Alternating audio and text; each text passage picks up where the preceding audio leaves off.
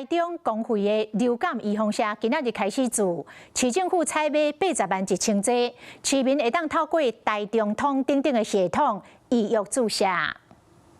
台中市最近流感疫情继续升温，教育局统计到9月29为止，全市已经有396位学生确诊流感。市长罗秀燕宣布，今仔日开始，全市开始做公费流感疫苗，呼吁市民量早去做，降低疫情风险。那卫福部也主张说，流感疫苗可以跟这个新冠肺炎的新冠疫苗一起注射。这3礼拜来，就新增加3例死亡和14例的重症个案，所以为今仔日开始开放民众透过台中通和各大医疗系统预约。地方社区或者是学校也会进去注射。